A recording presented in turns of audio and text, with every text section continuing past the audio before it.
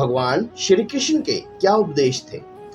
भगवान श्री कृष्ण के उपदेश जो भगवत गीता में दिए गए हैं मुख्य रूप से कर्म, ज्ञान और भक्ति पर केंद्रित है।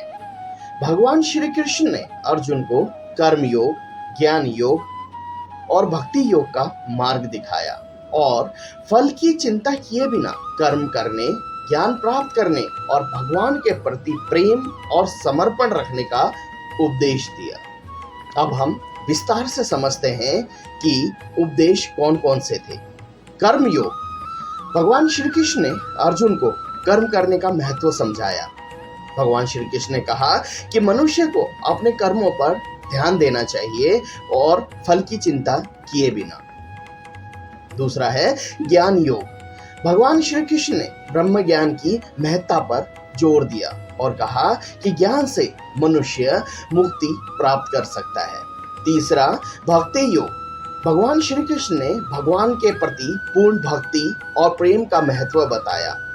भगवान श्री कृष्ण ने कहा कि भक्त भगवान के प्रति समर्पण से सभी बंधनों से मुक्त हो सकता है। चौथा सत्य और धर्म का पालन करना।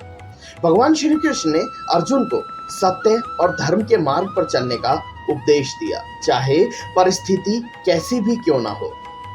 पांचवा अनासक्ति। भगवान श्री कृष्ण ने अर्जुन को अनासक्त भाव से कर्म करने और सांसारिक मोह माया से दूर रहने का उपदेश दिया। छठा आत्म साक्षात्कार। भगवान श्री कृष्ण ने अर्जुन को आत्म साक्षात्कार अर्थात अपने वास्तविक स्वरूप को जानने का मार्ग दिखाया, जो जीवन का अंतिम लक्ष्य है। इन उपदेशों के अलावा भगवान श्री कृष्ण ने श्रीमद् भगवत गीता में और कुछ बहुत ही महत्वपूर्ण उपदेश भी दिए थे, जैसे फल की चिंता किए बिना कर्म करें, सत्य और धर्म का पालन करें, अपने कर्मों के प्रति ईमानदार रहें, भगवान के प्रति प्रेम और समर्पण रखें और अपने अहंकार को त्यागें। भगवान श्री कृष्ण के उपदेश आज भी प्रासंगिक हैं और मानव जीवन को सही दिशा दिखाने में मदद करती हैं। जय बिहारी जी।